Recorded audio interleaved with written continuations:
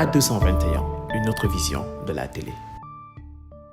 Actualité bu ñu ko déggee mu nekk xew-xew yi xew ci jamono lépp lu bees luy xew waaye li dox ak li doxul li ñuy waxtaane ci penc yi loolu moo tax mesdames et messieurs chers téléspectateurs u Actu 221 A221 TV ñu ngi leen di dalal seen émission face à l'actualité muy émission bi nga xam ne da leen di janoleeg xew-xew yi mais daf leen di indil ay nit ñu waxtaane lépp luy xew-xew ak lépp lu bees ci jamono ji rawatina ci fonctionnement wu dëkk bi rawatina li dox ci dëkk bi rawatina li doxul ci dëkk bi tey moo tax ma am mbégte ak contentement dalal ak yéen gan bu am solo gan boo xam ne bu ñu tuddee actualité tudd ko ndax saa su nekk ñu ngi dox ci actualité saa su nekk ñu ngi def actualité saa su nekk ñoom ñooy actualité bi kooku kenn dootu ko présenté Sénégal juste turam rek laa leen di jox muy kilifa bu kër gi kilifa ñu ngi lay nuyu di la daal. maa ngi lay fay bu baax a baax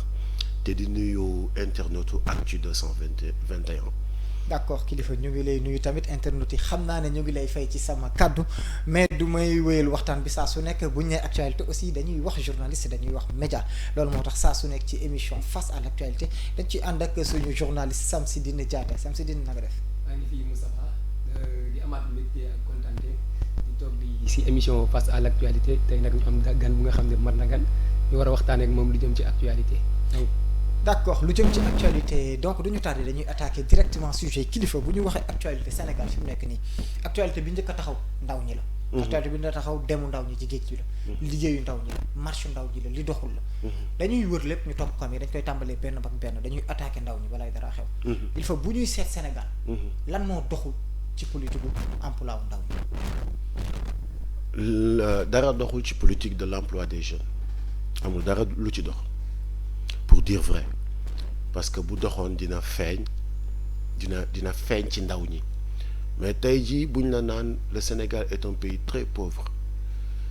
jeunes yi ñoo gën a pauvre sax mag ñi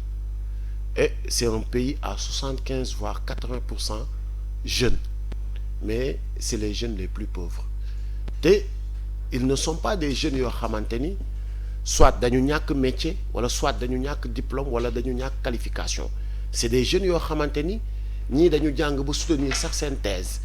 ils sont diplômés c'est des jeunes yoo xamante ni dañu am seen métier war ko exercer c'est des jeunes yoo xamante ni dañu am loo xamante ni mun nañ ko jëriñ seen réew mais malheureusement avec une très mauvaise politique de l'État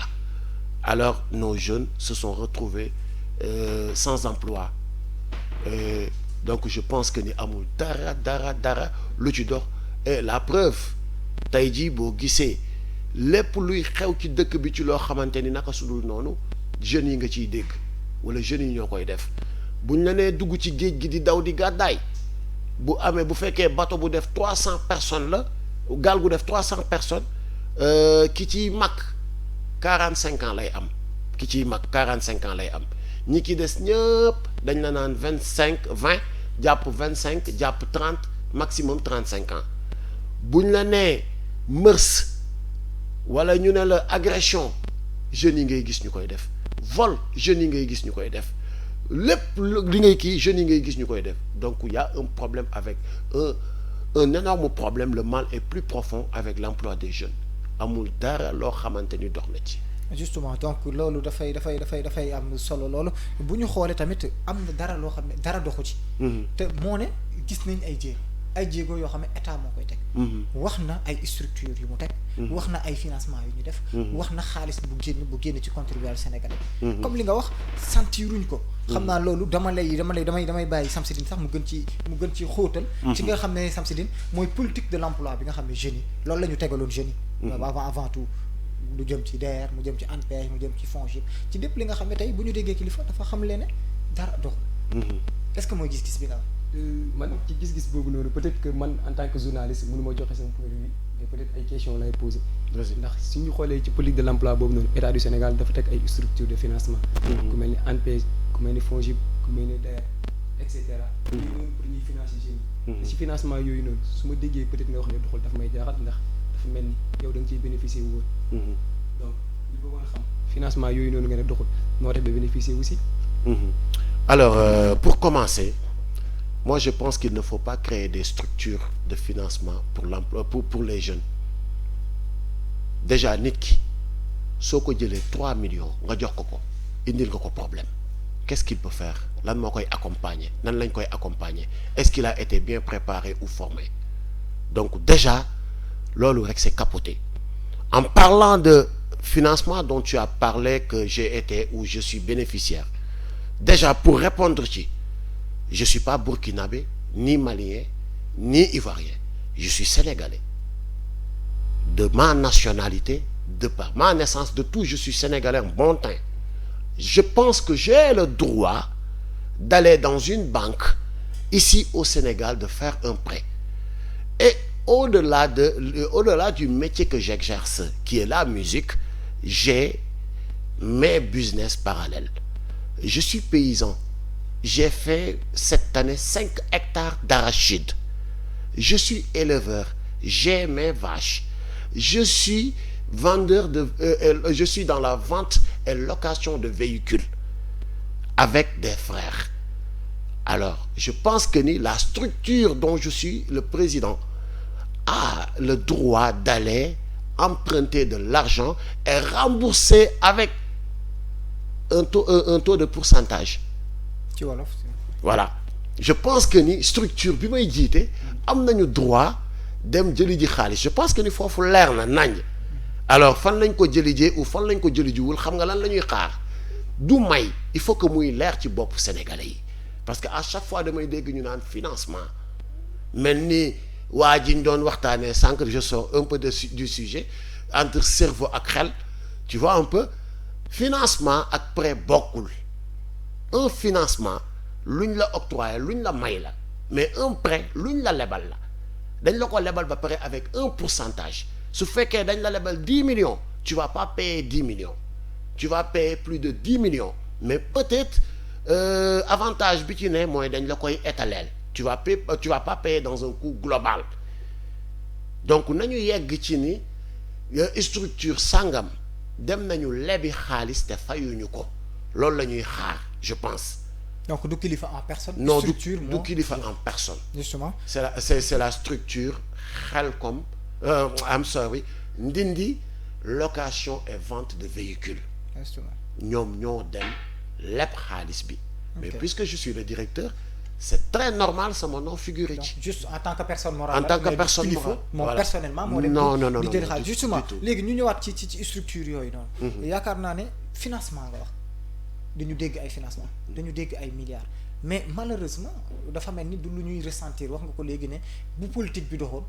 jeunes yi ñu yëg ko ci jeunes yi. tey comment tant de milliards on peut sortir. sans ñu yëg ko ci jeunes yi bu ko kanoo ñu ko jaarale moo baaxul wala. mais effectivement par exemple je vais commencer par votre structure. C'est une structure par exemple qui a été financée par des fonds propres par des fonds privés. ay sénégalais la wala un sénégalais bu jël benn xaalisam ñëw financer yeneen sénégalais. un sénégalais mais est-ce que actuellement vous êtes accompagné est-ce que l'État vous accompagne. def ngeen benn jéego. aujourd'hui je suis trouvé ici au moins 20 personnes yooyu lu mu bon lu mu gàtt par fin du mois ku ci nekk di ngeen gagner sax benn junne. mais comment faire pour développer ça état ci loolu la war di daw mais jàpp benn Doudou Ka ce matin j'ai lu sur le journal que Doudou Ka a détourné l'argent du FONGIP ou une partie de l'argent du FONGIP je l'ai lu jàpp benn nit ñëw dénk ko une structure dugal ci structure boobu ay milliards moi je pense que ni loolu dañ ko war a dépasser nañu dem fekki ndaw ñi fi ñu nekk ci lu ñu mën ci lu ñu créer ñu fexe ba lañ cey def ñu accompagner leen jox leen cet argent je vais prendre par exemple le cas de Car Rapide Prestige c'est un couple boo xamante ni ils étaient en France bi ñu ñibbisee bi ñu jàngee ba pare ba am seen xaalis dañu ñibbisi ñëw investir sur le transport cak-cak structurer ko professionnaliser ko def ko lépp imposer sax ay casque di wutal seen employé ay permis. waaw Car Rapide dañuy jaar commercial après bon c'est un exemple. ba pare professionnaliser ko accompagner booy ñuy am permis de conduire am tout ce qu'il faut ba pare ils sont bien payés mais aujourd'hui le gars en personne il m'a dit que ni les opportunités yi ma amoon en France ak suma jabar ak sumay doom su ma ko mënaatee am bu ma leeree ni bu ma delloo am ko du ma jël gaal gi mais je vais prendre l'avion et retourner. malgré te kooku bés bu ñibbee pour le moment à l'heure où je te parle il a 100 employés bu ñibbee ces 100 jeunes vont se retrouver dans la rue. Qu'est-ce qu'ils vont devenir? soit agresseur soit voleur wala ñu dem jëli gaal gi dem ay frustration yu dul jeex. Les jeunes ne sont pas accompagnés et je suis désolé le président de la République je vous interpelle encore structure yi ngay créer di fa dugal ay milliards jeunes yi gisuñu ci seen bopp je suis désolé on ne peut pas développer une personne ou une entreprise en finançant la personne 3 millions koo ko jox indil ko problème lan la keroog j'ai suivi le directeur de DER nee na dafa am kuñ ci financé mu toog ci gaal gi di def snap naan financé nañ ma 3 millions 500 fayuma dara maa ngi nii di dem Espagne mais yooyu lay créé xam nañ état d'esprit booy. mais yow léegi ban analyse nga mën a def par rapport ak ci nombre d'emplois yu mu wax créé na ko mu ne financé nañ créé nañ 200 000 emplois financé 95 000 jeunes ñu créé par exemple 95 emplois directs ak 105 emplois indirect boobu noonu soo ko boolee mu nekk 200 000 emplois si 200 000 emplois yooyu noonu mu wax lan moo ci sa analyse. mais Diatta loolu laa lay expliquer tey jii. est-ce que yow d'accord nga ci chiffre bi mu joxe 200 000 yooyu noonu. non mais xam nga lan la ñuy wooyee 200 000 gis nga fii dañu mën a compter mais mënuñu comptabiliser xam nga compter et comptabiliser y a une différence. tey jii ma yore saagu milliard on sait que ni 1 milliard tu divises ça par 10 ça va nous faire 100 millions 1 milliard divisé par 10 je pense que c'est 100 millions alors nga xool par exemple 10 structures tu viens avec 100 millions chaque structure nga ñëw jox ko 100 millions ne ko je te demande juste lenn laa lay laaj tu as une structure tu es à 100 emplois donc dama lay dolli 100 millions renforcer cette structure fii ak 1 an je veux que tu me présentes beneen 100 emplois ou beneen 200 emplois mais jël ay jeunes yore 1 milliard di ci woote di compter ay nombre parce que way jox naa Diatta 200 000 après ma jox Ndiaye 500 000 jox naa kële 7 millions jox naa kii lii te du yem xaalis ba nax saay say du feeñ fenn on doit arrêter avec ça donc concrètement lan mooy sa proposition. sama proposition mooy li ma wax régler emploi. il y a des structures créées par des privés moo fi ëpp fii ci Sénégal suñ la ne à l'heure où nous sommes on est à 400 000 employés privés comme publics nga xëy démb liir ni bi Covid bi dugg see on a perdu 37 000 et poussières employés tu vois àdduna boo ciy dox da ngay sóor yu baree bari kon 400 000 ba ñu nekkoon sax jóge na fa léegi yow bu ñu la nee Sénégal ñi fi yëngu yëpp ci privé ak ci public ils sont 400 000 benn structure bu ñu créé sous Macky Sall ñëw na la il a créé 200 000 emplois c'est-à-dire am na loo xamante ni il faut qu'il arrête de jouer avec les Sénégalais ay emploi bés buñ ko créé ci dëkk bi ça va se voir day feeñ ils n'ont pas besoin d'avancer sur des chiffres yoo xamante ni c'est pas vrai nit ñi dofuñu am na loo xamante ni c'est palpable. il faut kon problème day commencer am parce que buñ ñu waxee ne emploi yooyu dañ ko teg ñoom ci financement yi parce que am na sax ñu daan DER ku mu financé pour moom emploi la mais problème bi mooy loolu yëguñu ko nee nañ gisuñu emploi te mu nekk suñuy milliards génne suñuy kees ñu joxe ko mais tamit loolu beneen problème dafay posé wu ana kon suñu xaalis fan la jaar. par exemple je vais faire une révélation la structure par exemple Ndindi location vente bi nga xamante ni cette structure il a bénéficié par exemple sur les prêts de la DER cette structure mu ngi exister mu ngi continuer mais structure boobu dañu amoon benn problème et la structure a été victime d'une escroquerie de 10 millions par exemple ci ay oto yu ñu waroon a jënd ñu escroquer leen 10 millions une structure qui avait fait un prêt de 15 millions mu dese ko 5 millions mais malgré tout ça cette structure continue de payer par des fonds propres c'est-à-dire comment tu peux expliquer ça ñëw jox Ndiaye benn 1 million considérer ça comme de l'emploi je suis désolé on peut pas considérer ça comme de l'emploi c'est-à-dire gis nga ñii dofuñu jinne jàppale ils ne sont pas nuls juste que yëfu caaxaan ak tappale moo leen jàpp mais s'ils veulent changer les choses et s'ils veulent que les choses bougent wallahi lazim xam nañ fu ñuy jaar xam nañ ñu ngi koy defee mais ils veulent maintenir le peuple dans une extrême dans une éternelle pauvreté mais en tant que et ça on doit se lever. mais en termes de pauvreté boobu noonu ngay wax su ñu gisee par exemple des structures yi nga xam ne état moo leen créé jël nañ ñi pour ñu liggéey ñu dégg ci ne par exemple am na ñaar ñu nga xam ne jël nañ gaal yi ban jàngat nga ci am. mu ngi noonu xam nga état mooy li ma la wax créer une structure état d'accord je suis d'accord que état crée des structures bañ nañ ko ba lan lañ lay wax l'état ne donne pas de l'emploi il accompagne mais d'accord bu état demee ba gis ni am na ay canaux yu ko mën a permettre mu créer ay structures pour faire embaucher les jeunes du pays on n'est pas contre c'est bien on est preneur mais comment nan la ñuy créer structure yooyu nga ñëw créer benn agence de proximité de l'État ANSP les gens touchent là-bas 50 000 75 000 100 000 francs au maximum 150 000 francs Ndiaye qu'est-ce que tu peux faire avec 50 000 francs à la fin du mois lan nga mën a def avec 50 000 à la fin du mois lan nga ci mën a def je suis désolé nañ leen waxante dëgg mais yow donc dañ la naan yow yemal ci di am 50 000 toute ta vie loolu lay ndur 50 000 lañ lay fay 50 000 mënul jël en charge benn nit kese waxuma la nit boobu fii dañu am ay bëgg-bëgg dañu am yeneen yu ñu war a gérer on a des familles war nañ am jabar war nañ am ay doom war nañ am est-ce qu'on peut se prendre en charge avec 50 000 soyons sérieux léegi lan mooy tey parce que wax nga ko léegi ne dafa mel ni état day bëgg a maintenir nit ci pauvreté mais loolu la mais ban intérêt la ciy am mais intérêt bi mu ciy am mooy ils veulent faire de nous des éternels demandeurs ay ñaankat lañ ñu bëgg a def dañu bëgg a maintenir ci ay yalwaankat pour di ñu manipuler pour di jël suñu alal di ko séddoo et pour l'hypothéquer l'avenir de nos enfants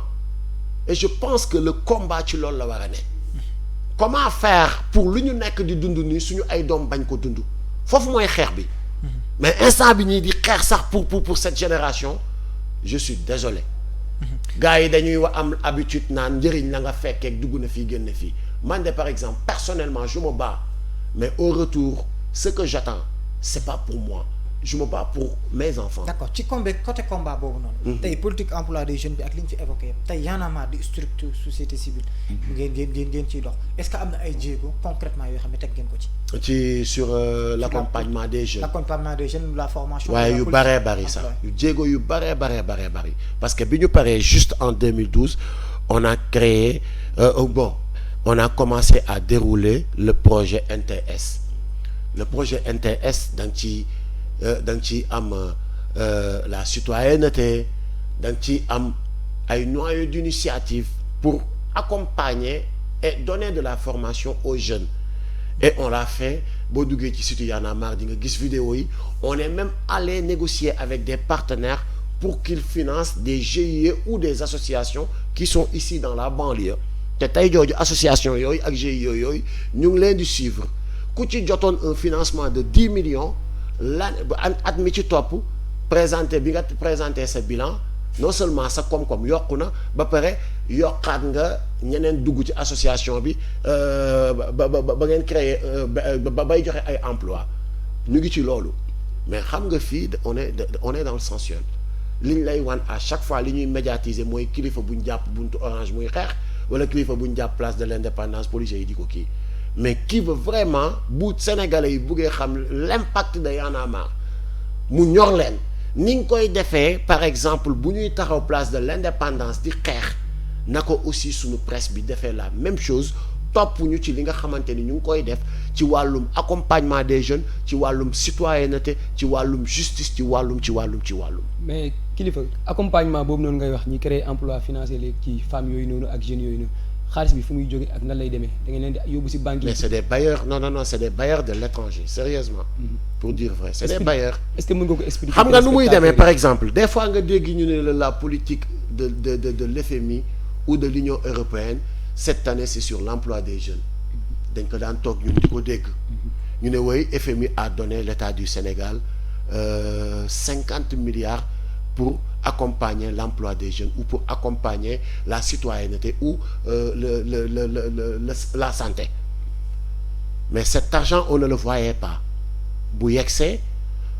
on sait ici tout le monde que ni ci seen biir la yem ñu lekk ko mais ñun nag après le combat ñu dem ba am benn notoriété bi qui peut nous permettre di assister des rencontres yu mag ñu ñuy invité saa bu ñu invité ci ay rencontres ñu gis ni y a une opportunité pour vraiment détourner les bailleurs ñuy bañ a di financer état mais ñuy dem di ko financer les populations directement booy xool temps yële problème Y'en a marre amoon na fi problème avec l'état du Sénégal parce que dañu bëggoon a nangu suñu récépissé bi nga xamante ni moo ñu doon mën a permettre pour facilement ñuy faciliter le contact avec les ONG et les jeunes. ok noonu la fa demee woon. Après ci nga dégg coow ñuy gën naan woy Y'en a marre a été financé 300 millions par aussi waa dugg na fii génn fii kërëb jàppal baay ça ba pare il communique mal sur des honnêtes gens et ils le font exprès gis nga ñii wax ji mooy ëllëgu réew mi ñoru leen sénégalais yi ñoruñu leen li leen ñor mooy ils veulent nous maintenir ci li nga xamante ni mooy yalwaan ñàkk bay jaay sa ngor ak yooyu ci loolu la ñu bëgg a maintenir. jaay sa ngor donc c'est comme ça que ça se passe. su dee amoo question ci côté boobu ci jaay sa ngor yalwaan ak sénégalais yi ñëw leen ñor ci la ñuy duggee ci deuxième point bi muy la politique mu mel ni effectivement sénégalais yi ñor leen ak ñu doxalin bi sénégalais di xaar ci ñoom ci politique bi lañ ko doon xaar tey moo nekk suñu deuxième point muy langue politique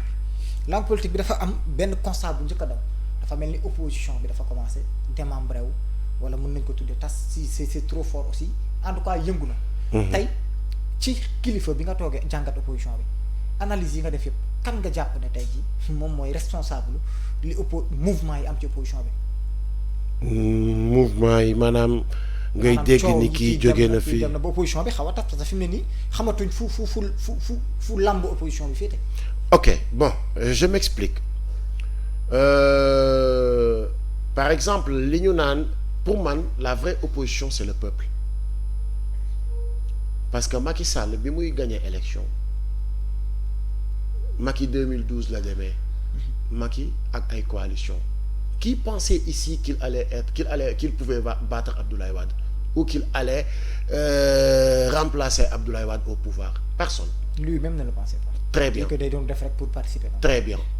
Alors, avec le soutien de ce peuple, la vraie opposition, ñu gis ni dañu war a changer. ñu changer malheureusement mais dañu fi jëlee bàyyi rek indi fi doom dañu changer faluñu dañu changer. Donc bu ñuy wax la vraie opposition mooy ki nga xamante ni elle sanctionne l'opposition qui sanctionne te loolu boo ko buggee am c'est le peuple. beneen bi li nga xamante ni c'est des partis pour nga bokk ci politique mën a dem ci ay élections il faut nga créer lu ñuy wooyee parti ñu ñuy wooyee opposition wu parti seen yëngatu gi am nii tas gi ngay dégg kii dem na fële Macky Sall n'est pas responsable. maa ngi gis bu jógee ñu ko koy jiiñ muy ngand ñaan Macky de Messi Macky taskatu tas parti politique mooy li gën a yomb par exemple nga dem dafa mel ni ñu ne la demal nga nappi nga dem ba ca booru dex ga wala booru géej ga fekk fa ay jën yu dee ba ndox mi sànni leen nga jàpp ca loolu lu jën ba ngand tu l'as attrapé mort da nga ko napp bi muy dee. benn Idrissa Seck par exemple bi nga xamante ni ñun ñëpp xam nañ ni ngëm-ngëmam toll ko fenn gëmul dara Idrissa Seck lu mu la wax suba ba ngoon jot lu dul ni boppam boobu da koy wat ndel lu mu la ci wax leneen c'est pas vrai dara amu ci dara du ci dëgg suba ba ngoon jot ak kan benn Omar Sarr bi nga xamante ñii nga xamante ay kan ay ñu naan la benn Souleymane Ndéné Ndiaye ay ñi gën a ñàkk jom ci Sénégal man loolu laa leen jàppee des fois gars yi ne ma wéy dañu am ay doom ay personnes âgées ñun tam dañu am ay doom nous sommes des personnes âgées ba pare dañu occuper l'espace public di jàngal suñu doom yi lu bon mais lii ñuy jàngal suñu doom yi yàlla bu mokk fen trahir yombal sa bopp pour li nga waxoon démb tey jii nga jóge ci ñëw wax safaan wa insulte mënta weesu loolu. ñàkk ñoo nawloo de. nawloo wuñ ñu saa bu ñu xëyee ñoom ñoo ñuy njëkk a saaga ñun nag man nag ku ci mel ni man damay fayu moo tax je les traite de ñàkk jom amuñu ngor amuñu nafoore sérieusement donc li ko yëngal moom bu Macky Sall lu fogee ni ci aayam la mu ngi nax boppam lu yomb la. mais dafa mel ni une prostituée bu taxaw ci mbedd bi di jaay boppam lu mu tooy lu mu rafet ngeen ñëw waxaale ba déggoo la nga koy yóbbu c'est comme ça si tu penses que ni parce que une prostituée du ay science moo koy yóbbu ci sa kër wala mooy tax mu ànd ak yow dem nga tëddee ko une prostituée c'est l'argent qui parle là-bas le langage c'est l'argent dama ñëw je veux avoir une partie avec toi tu me payes 50 000 non mën ngeen marchander nag mooy comme li Idi wax marchander nañ moom ak Macky pendant 15 mois noonu la ko waroon waxee mais négocier nañ waxtaan nañ 15 mois waxtaanuñ. dañ doon marchander dafa jege élection yi loolu 15 mois yi dafa jege élection. non dañ doon marchander. mais yow marchander nañu. comparaison bi nga def est-ce que foorul. non foorul de mais parce que. gis nga par exemple genre comme par exemple Idriss Seck et Omar Sarr comme ay. c'est des prostituées politiques ma wax la lool bi gën a dee c'est des prostituées politiques loolooy wax ji ah. moi je les considère comme des prostituées politiques. nga jàpp ni kon président Macky Sall da leen a fay pour ñu. mais évidemment yow Idrissa Seck Macky Sall da kaa neex Idrissa Seck boo ko nee kan mooy sa ennemi ki nga gën a bañ mooy la Macky Sall parce que li mu bëggoon la Macky Sall doon toog ci fauteuil bi yëg ci tapis rouge motard yi topp la son premier ennemi ki mu gën a bañ Macky Sall la ki mu gën a teg bët Macky Sall la ki mu gën a ñee Macky Sall la kon kooku lan la gis ci Macky bay dem ci moom lu dul Macky gis ni way mu ngi ci opposition bi am na nu mu fa mel Macky ne ko kaay benn ay moo ni nga ngi nii moo xam xaw ma ñaata la nag seen marchandé bi parce que ils nous disent pas liñ dëgg-dëgg li ñuy xaar ñoom duñ ñu ko wax mais ñun dofuñu on n'est pas dupe dofuñu Diatta. mais ñu jàll ci peut-être programme beneen kii bi sa analyse par rapport ak réconciliation bi nga xam ne Ousmane Sonko def na ko ci diggante Maître Moussa Sarr ak Barthélémy Dias ñenn ñi jàpp ni dafa ko def mais am na lu bëri lu waroon a feeñ ci diggante bi ndax siège APR bi waroon na ci jaaree feeñ mu jubóole leen yow noo ko gisee. bon humainement boo fekkee ñaar ñuy jàppante humainement li ci yàlla wax mooy fexeel ba ñu jiboo ñu teg seen querelle humaine fële mais fan yii yëpp yéen a ngi gis ci presse bi père ak fils bu dem en justice. Le problème de Locafrique par exemple. Pourtant papa la ak doom. Amadou Ba et son fils Khadim Ba. Sur des intérêts moom yoo xamante ni moom lu nit ñi bokk la. Quitte à ce que ngeen dem ba justice àtte leen ci ñu tranché xam fu dëgg féete mais humainement bu fekkee jibale bi dafa yem ci humainement je suis tout à fait d'accord da nga war a jibale ay nit yu xulloo. donc procédure judiciaire bi warul taxaw dafa war a dem ba leer. dafa war a dem ba leer sérieusement. mais kay retiré na plainte am Maître Moussa Diop. moom laa lay wax dégguloo li Ousmane Sonko def c'est à saluer jibale ñaari nit yu xulloo c'est à saluer te bi ñu génnee li ma lire ci poste Ousmane Sonko loolu la wax. waxul ni dama leen jubale pour que ñu teg des querelles yoo xamante ni des querelles d'intérêt de la nation ci suuf dama leen jubale parce que c'est des humains waruñu xuloo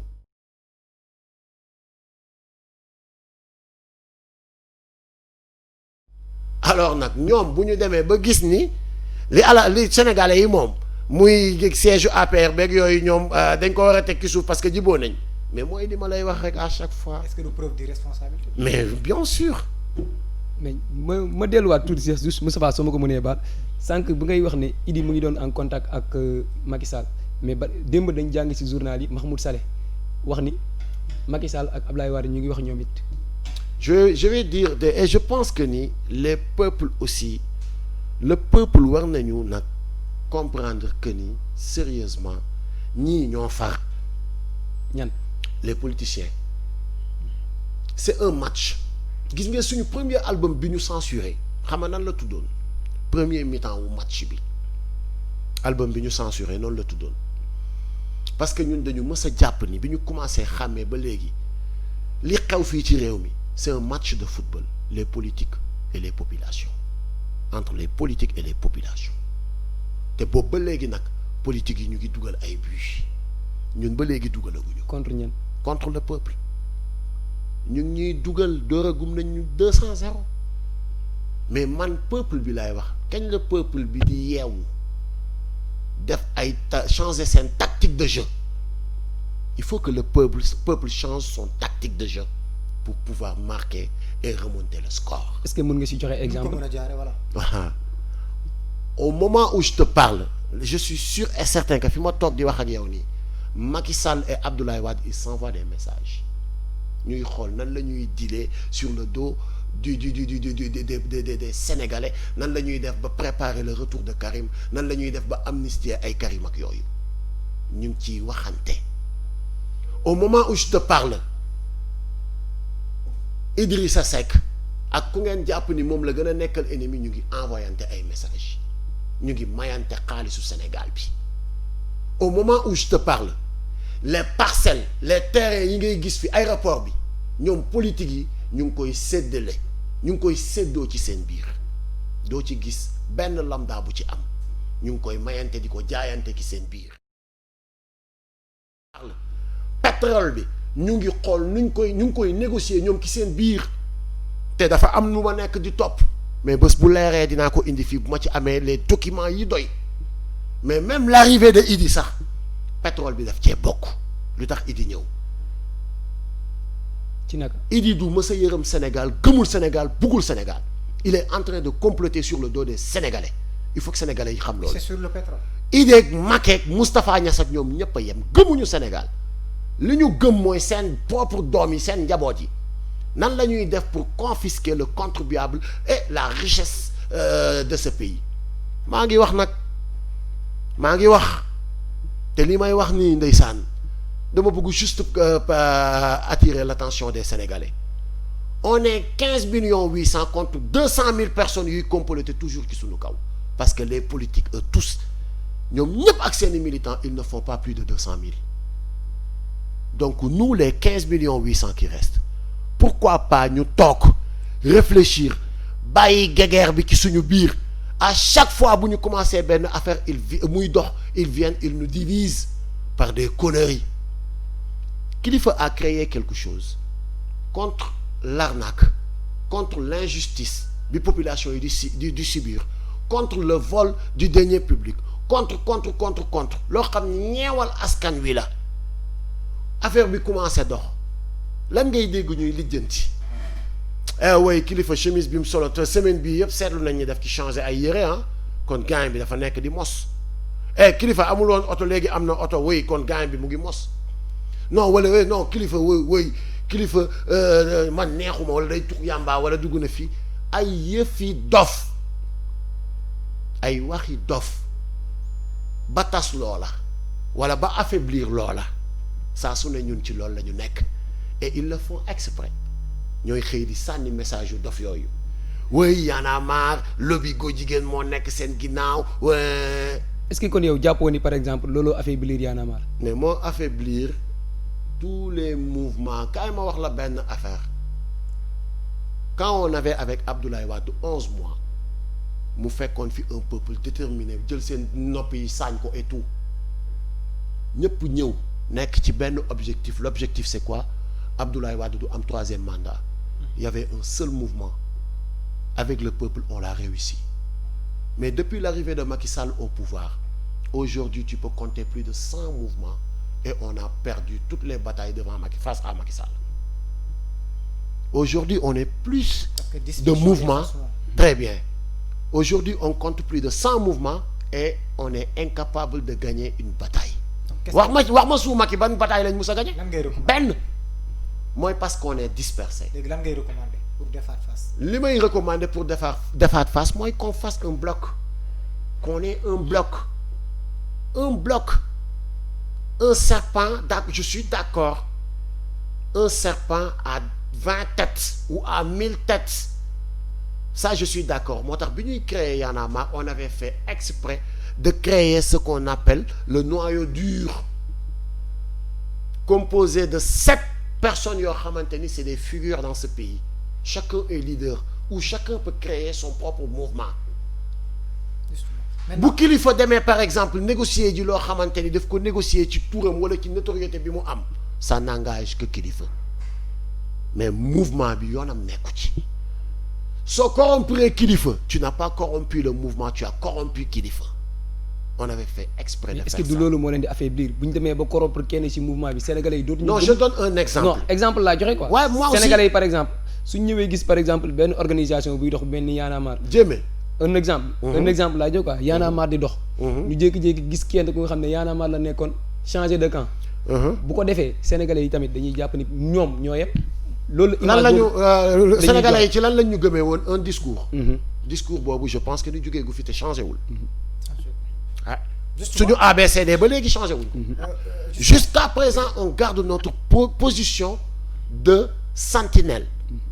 de la démocratie et de tout. justement sur ce point kilifa sur ce point position sentinelle boobu ngeen garder évoqué nga fi ñaari point yoo xam ne tey dafay rejoindre Y'en a marre ci position sentinelle je pense que est-ce que kon pare ngeen wala yéen a ngi préparé wu ci combat bu ngeen mën a mëne comme ni ñu ko defoon 23 juin parce que tey bi ñu xëyee ci Walf Quotidien dañ ci gis ne am na projet de loi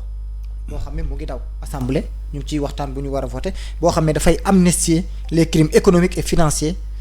te loolu bu ñu ko defee mooy ku fi sàcc ak ku fi jël amnistier nañ leen léegi balaay projet boobu di jàll est-ce que tey yéen a ngi préparé bu dee tey proposition boobu am na parce que dañ koy préciser Walf Quotidien moo xëy bind ko ñoom annoncé buñ ko mais buñ demoon ba mu am lan moo ci nekk seen taxawaay. li ci nekkoon suñu taxawaay le 23 juin un projet qui n'arrange pas le peuple ñooy njëkk a génn joxe suñu bopp wala taxaw ne du fi amee si le peuple suit c'est tant mieux si le peuple ne suit pas mooy li ma wax léegi jaata de toute façon duñu changer te dara duñu changer. pare ngeen pour bàyyi projet bi mu jàll. pour lan mais nag Ndiaye tey jii su ma ñëwoon pour daaneel fii nii il faut que je sois accompagné mais à seul je peux pas le faire. D'accord. mais dinaa ñëw au moins nit ñi xam ni man lii neexuma nee naa leen buy des benn personne benn nit ci Sénégal buy taxaw ne je suis pas d'accord man lay doon je ne serai jamais d'accord avec les politiques te buy doon benn nit bu koy continuer di def man mii lay doon. mais kon yow suñ doon amnistier tey par exemple Karim Wade ak Khalifa Sall ñu ne génne nañ loi d'amnistie ñu war ko voter à l'Assemblée nationale duñ ci d'accord. mais. ñaar yooyu rek la waxuma. crime xam financier yi nga quoi dañ ne xoolal fi ñu ko jaarale. non en dehors de yooyu noonu quoi xam naa ne nee nga d'accord ci crime financier yi ñu waleen amnistie yooyu moom ñëpp xam nañ sénégalais yi duñ ci d'accord ñenn ñi duñ ci d'accord mais quant à amnistier Karim Wade ak Khalifa Sall bi nga xam ne boobu projet de loi buy génn jóge présidence la ñëw fee yow. n'est-ce pas tu suis l'actualité. Le procès de Khalifa Sall lan la ci juge Téliko wax. ba moo ko jural dañu violer ay droits. dañu violer ay droits. ay droits wam. donc loolu ça nous renvoie à ça. l'injustice. à l'injustice. réparation injustice lay doon. kon ku ñu violer sa ay droits. war a def une réparation injustice on doit t'amnistier. Karim Wade nag. Karim Wade lan lañ la wax. Karim Wade nga xamante ni enquête bi boo ko joxoon ASP yi sax war nañ mën a gis affaire bi mais ba léegi ils sont incapables de te dire fii la Karim sàccee dërëm bi ak fii la ko dugal. fii la dugal xaalis bi. c'est-à-dire gis nga problème la ba tey. ñun bi ñuy wax Macky Sall chasse aux sorcières c'était valable pour tout le monde mais Macky xam na ni Karim doonul mës a dox ci ginnaawam mais bu dee Karim bi mu fi nekkee à l'époque il volait tous les membres du Parti démocratique sénégalais volé ñoom ñëpp a doon sàcc et après c'est Karim seul qui s'est retrouvé en prison Karim kese mooy sorcier bi ñu war a topp. Omar Sarr CREI da ko doon. ba tey jeexul nga gis ay ngandam sàcc ay Souleymane Ndéné Ndiaye ñu dëkk ak moom Kaolack bokk ak moom koñ ñu xam ni salaire ministre mayu ko li mu nekk di am di réew bew sàcc alalu réew mi ba ciy ngénte ay fas mais ñu gisaat ces gens dans ce gouvernement. c'est-à-dire da ngay bëgg nga ñëw bokk ñu continuer suñu complot bi mais yow boo démarqué woo dañ lay tëj kaso c'est ce qui se passe mais ñoom ñëpp ay sàcc lañu. ñoom ñëpp ay sàcc lañu. troisième mandat bi Demba Madiambal génn na joxe point de vue yëpp ne moom constitution bi ni ñu ko bindee jàpp na ni Macky am na droit. c'est-à-dire gis nga Madiambal ku war a xoolaat boppam la. ci nag non dafa war a xoolaat boppam parce que Madiambal il faisait partie des journalistes les plus crédibles dans ce pays. Sérieusement ñëpp nawloo ko. xaw ma lan moo ko jaral temps yi ay sorties yi muy def. Madiambal war na taxaw ak population sénégalaise naan leen Macky Sall war nañu jiitewaat une troisième fois. gis nga ñii dañoo goree di dañuy dem ba use benn affaire ba peuple bi def leen ay héros ñu trahir leen on a vu le cas de Latif Coulibaly qui était plus intègre que Latif mais ndekete c'était un moment su pouvoir ñëwee su privilège ñëwee ndekete dañuy bàyyi lépp ñii ay baadoola lañ ay jaam lañ Madiambal avec tout le respect que je te dois je ne vais plus vous tutoyer xamante nañu nekkoon nañ ci combat wu ñu ñëw di la soutenir bi ñuy tëj Yewwi Selim dem naa ba këram toog fa ñu waxtaan ci et tout et on a remis ciel et terre pour bañ ñu tëj ko ma ne ko gis nga seen yi ngeen di def nii di nekk ak état suba moo leen di indee des positions inconfortables tey jii bi ñu waree tëj Yewwi Selim état xoolu la ci te yaa ngi koy xalamal pour préserver leurs intérêts jaral na leen lu ne mais Madiambal ci bu dee c'est un homme qui a une conscience wallaay du nelaw ci waxam ji mu wax parce que xam na ni waxu dëgg c'est pas vrai Macky Sall ne peut pas gouverner encore ce pays en 2024 ou gouverner sax c'est trop parce que il faut qu'il y ait des élections pour mu mën a gagner d'abord mais Macky Sall n'a pas le droit de se présenter en 2024 ci élection yi ñu jëm amul droit bi. bu présenté wu luy nekk taxawaayu Y'en a marre. luy nekk taxawaayu Y'en a marre mooy di ko nekkoon ci Ablaye Wade lu ñu mayul Ablaye Wade Sénégal nag laay wax lu ñu mayul Abdoulaye Wade duñ ko may Macky Sall déedéet qui est Macky Sall. Ablaye Wade mujj na présenté wu ba dem élection. mais mujj na présenté wu mais il a été sanctionné taxaw ne am na loo xamante ni moom buñ fa yeggee buñ demee nag ba te kaay ma wax la nag lenn ce que les gens ignorent wala bàyyi wuñ ci xel mooy sénégalais jug bi ñu jugoon ne Ablaye Wade du fi présenté wu mu jaral sénégalais yi ba ñàkk ci seen bakkan est-ce que xam nga ni loolu moo désisté loo beaucoup d'électeurs yoo xamante ni ils voulaient voter pour Abdoulaye Wade parce que biñ demee ba décision judiciaire génn nit ñi dañ ne ñun duñu Guinée duñu dëkk yi nga xamante ni dafay am ay guerre yàlla dimbale ñu am une stabilité sociale nañ ko préserver mais ginnaaw ba on a un recours muy les urnes on va aller le sanctionner là-bas et c'est ce qu'on a fait. mais est-ce que du fa la. te Macky Sall bés bu forcé xeex ak ñun def comme Abdoulaye Wade ba conseil constitutionnel yu ñàkk ñoom yi nga xamante ni sañ nañ ko valider ko candidature am il verra pire que Wade dina gis lu raw la Wade gisoon je t'assure ci ngay gis président sortant bu dem élection ñu gagné ko au premier tour ci nga koy gis bu boobaa di nga xam ni le peuple a signé son divorce avec le président Macky Sall tey jii Macky Sall ñun bu xëyoon nañu damay démissionner ñu ne ko falilaay alhamdulilah lañ koy wax di nga am président mu nekk à court de son mandat wala di nga am tey jii Paul Kagame il dit que ni way doy na de gouverner dafay am fu muy yem mais le peuple rwandais refuse ils veulent le maintenir au pouvoir parce que moo ko liggéey mais Macky Sall tey jii bu taxawoon ne damay démissionner ngay gis buntu kër gu nekk sabar lañ fay teg. d'accord xam naa ne dañuy daal di jàll justement ci dernière question bi temps bi mu ngi xoj nañu dernière question bi dañ koy consacrer les élections yi di ñëw élections locales yi di ñëw tey ñu ngi wax ci vent wu report encore une fois gis nañ ne mandat mairie tamit bi mu jeexee yàgg na léegi mu dugg ci ñaari at wala bu ko ëpp ci loo xam ne seen mandat jeex na ñu continuer di gouverner tey est-ce que Y'en a marre mu ngi préparé wu tey ci combat pour contrer report wala mu ngi préparé wu di adapté wu bu report amee. xam nga fan la Macky Sall jëm ma wax ko tey fii Macky Sall ci li mu jëm mooy fexe te mu ngi koy lobbying mu ngi ciy liggéey bu baax a baax fexe ba arriver à un moment ñu ne non il y aura plus d'élection mais dañuy envoyer des délégations délégation sociale dans toutes les municipalités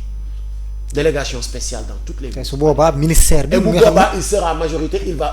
va gérer toutes les localités pour préparer l'élection présidentielle. parce que pour précision rek délégation spéciale ministère des collectivités locales moo koy envoyé. moo ko yore su boobaa donc.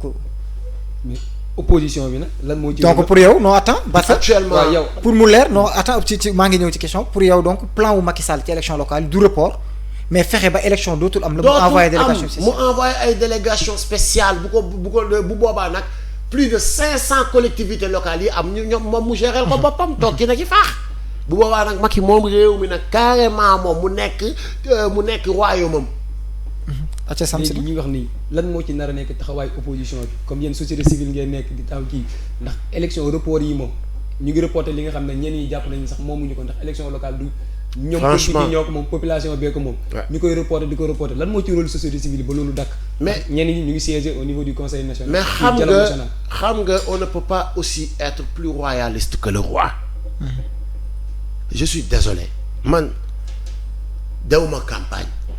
utuma municipalité am na loo xamante ni aussi bu jotee il faut que ñu gis ci les leaders de l'opposition bu ko defee la société civile des mouvements comme nous des mouvements comme FRAPP des mouvements comme nitu dëgg ak yooyu ñëw joindre à l'action. mais opposition bii dañ leen affaiblir. non opposition bi ñu ngi fi ba tey. respect quoi je respecte ñi nga xamante ni je sais qu'ils sont dignes et qu'ils vont continuer d'être dignes. comme ñan quelqu'un Barthélémy Diaz quelqu'un comme le gars là comme ay Thierno Alassane Sall tu vois ay Mamadou ay Tekki. ñooñu Mamadou Lamine Diallo mais ñooñu ñu ngi fii. d'accord mais kilifa justement une question gis nga yéen on comprend que seen combat du am nguur du am ndomba tànk on le comprend. parce que. sañ nañu gëm tamit seen loyauté envers les Sénégalais gis nañ combat bi boobu ba tey. donc amatul luñ ciy douter mais tey jii est-ce que vous pensez pas intelligemment. que da ngeen war a commencer tamit utiliser loolu essayer de gagner des places à l'Assemblée de gagner des localités pour que vous-même ngeen administrer à votre manière. je nangul naa la ko te on est ñu ngi parce que on est en train d'influencer beaucoup de jeunes yi nga xamante ni aujourd'hui c'est des partis duñ koy waxatee sax dan lañ koy indépendants ou des associations indépendantes mais à but politique ñu ngi nekk di leen influencer di ko organiser dans toutes les localités du Sénégal pour que ñooñu buñ ne hop élection locale su fekkente ni kiiwu Macky Sall bii ma toog fii wax fii teeluñu ci jóg ne ko durant des élections par force teeluñu ci jóg te dès maintenant dañ ciy jóg parce que report pour lan ñuy reporter les élections boobu ba léegi pour lan calendrier la Macky Sall moomul localité yi moomul élection fii da ko fekk su Wade on a tout vu on a tout entendu mais le calendrier républicain a toujours été à respecter su Diouf wax kazalika après booy def nooy def ba sàcc ba gagner municipalité yi yow yaa ko xam mais on doit respecter le calendrier républicain te boobu ba léegi mu ngi def ay report mais teewul ñu bàyyi ko muy continuer di def ay report il a essayé à combien de fois il a reporté les élections bii mooy nekk 3 fois liñ naan y a jamais 203 mu jàll mais bu subaa mu jëm ca la mu bëgg danaan fii dëkk la boo xamante ni da ngay xëy di dawal lu la neex benn kilifa wala benn caat wala benn Guy Marius Sagna ñooy génn ci tali bi policiers yi bogo leen jàpp leen tëj leen ci kaso bi ñi ki des kenn du génn seen kër yi la ñuy toog Macky Sall loolu la def ci boppam bi te aussi ñun sénégalais yi ñu ngi ko ciy jox dëgg tamit nag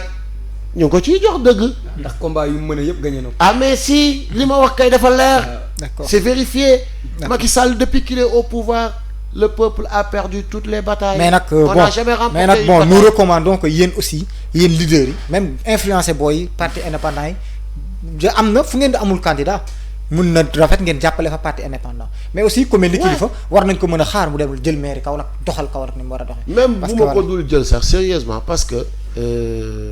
je ne pense pas yaakaaruma ko ci suma àdduna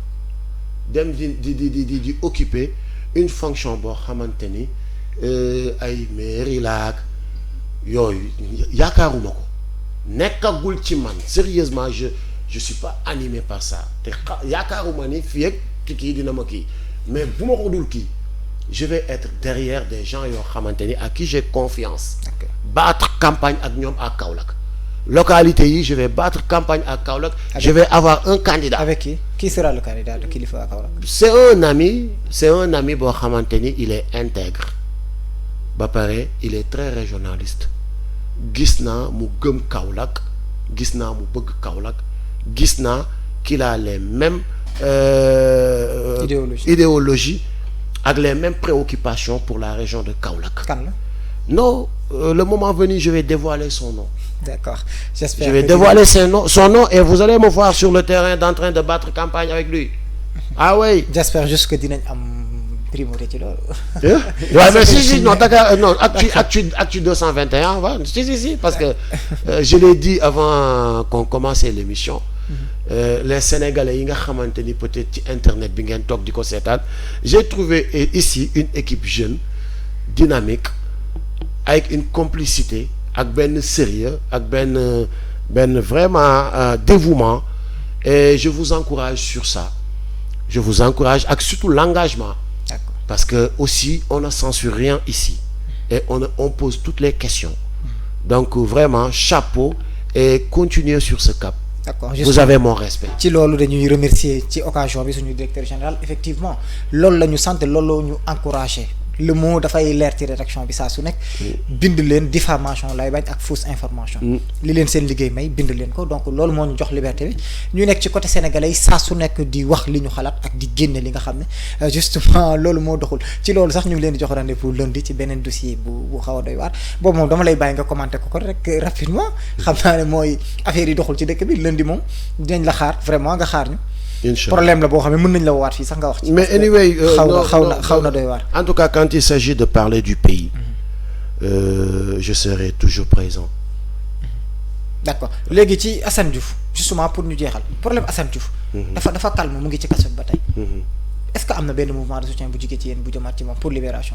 mais gis nga xam nga am na loo xamante ni du ay mouvement de soutien waa libéré rek dugg na fii gërëm mais Assane Diouf vraiment c'est de l'acharnement son cas nanu bàyyi Assane Diouf du criminel économique Assane Diouf gis dégguñ ko fenn mu rey nit wala mu sàcc fa wala mu daaneel économie dëkk ou région ou entité buñ ko jox les criminels xam nañ leen ñooñu lañ war a tëj te tijji Assane Diouf mii sàcc yi nga xamante ni dañuy sàcc le contribuable sénégalais en commençant par ki ñu jox suñu réew ak ñëpp ñi muy fal di sàcc le contribuable sénégalais ci poste yi ñu leen di dénk ñooñu ñooy criminels yi ñooñu la seen place nekk kaso. bàyyi leen benn Assane waaw mais saaga mooy la sérieusement je dis pas que je cautionne ces injures parce que je ne le fais pas mais de toute façon saaga ya kon nañ tëj Cissé Lo ci kaso bi nañ tëj Yakham Mbaye ci kaso bi nañ tëj Babou Ngom la xaw ma géwalu Macky Sall bi comment il s'appelle encore Farba Ngom ci kaso bi. xorom yi borom Moustapha Niass bi ma seetaan bërgi démb bi ma seetaan tey ci hémicycle bi mu taxaw dama ciy jaar muy wax ak Mamadou Lamine Diallo tekki naan ko mënoo ci gàtt Pa Moustapha Niass il a 81 ans bokk na tey ci ñi mag ci réew mi. di saaga ci jotaayu peuple. ci te Assane sax benn média moom la yor rek benn téléphone am la yor ubbi fa YouTube am wala WhatsApp am wala moo xam taxaw di ca saaga mais kii dafa dem ci symbole assemblée nationale ba pare nga nekk ñi mag ci dëkk bi. nga nekk président ñay jiite ñooña nga taxaw di wax ak sa moroomu doom naan ko man ak sa baay la woon ay wax yu ñàkk teggin. ñooñu lañ war a tëj ci kaso bi. mais tamit saaga yooyu noonu tamit nañ xoolaat ak suñu société ak suñu culture lu ñuy may yooyu jaaduwul. non moom laa wax jaaduwul waxuma Assane mu saaga. wax dëgg yàlla. ndax yéen ñii tamit amoon na ay. mais fu ñu tëjee Assane. Cissé warul nekk ci biti. yow waruñu la faa tëj. man kay saaga moom. saaga nga fi président de. lan laa ko wax. seen way ba. mooy saay-saay. waaw kàddu googu noonu est-ce que dinañ ko teg ci kaw. musuma wax ni président mooy saay-saay. mais kilifa. Macky nga wax Macky mooy saay-saay et je le répète. mais mooy président. Macky waaw d'accord. mais man je connais un Macky qui n'est pas président. mais yow Macky bi nga doon waxal ñëpp xam nañu kilifa gi nga doon waxal. mais kan moo kenn tudduma fonction am. xam nga bu ma nee woon dëgg-dëgg Macky président yaay teg ca loola. xam naa benn Macky bu. mais dama ne Macky yaay saay-saay Diallo bu dëkk Bambey man xam naa benn Macky Diallo bu dëkk Bambey. donc justement kilifa léegi benn question buñ ma dama doon tëj sax mais gars yi dafa vrai aussi dafa am benn constat. mooy ci côté talaatay orange bi. xeex bi mu amoon na ñu doon ko remercier parce que injustice lañ ko jàppee woon. mais le constat c'est après seen rendez-vous ak directeur orange. déggatuñ ci coow. waaw parce que je le dis fii mu leer nañ. non dama koy wax mu leer nañ heureusement ba bi ñuy dem. on n'était pas parti seul ci délégation bi fexe nañ ba le président du des consommateurs bokk ci. bi ñuy dem aussi wax nañ presse bi ni suba dinañ jàkkaarloog waa ji ak équipe am bi ñu paree ci buntu ba lañ taxaw def fa point de presse li wax leen li ñu waxtaanee lañ fa waxtaanee woon mooy ñoom ñëw nañ teg génne seen équipe communication bi yépp avec le directeur général loo xamante ni mosut am ñu toog. on les a écoutés religieusement ñu def seen présentation yoo xam ni c'était technique ñun ñu waxtaan bi ça a duré 2 heures de temps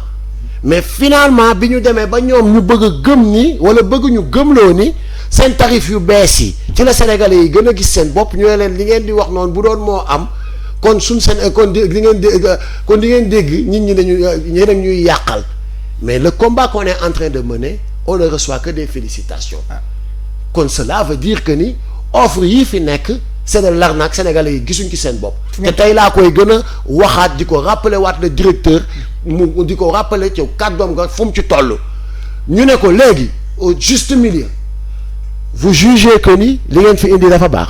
nous on juge que ni li ngeen fi jëlee dafa baax moo gën a arranger sénégalais yi delloowaat leen yëpp et vous laissez les sénégalais leur liberté de faire le choix. donc loolu moo nekkoon proposition bi. mu ne ñu je prends compte et je prends acte ci li ngeen wax.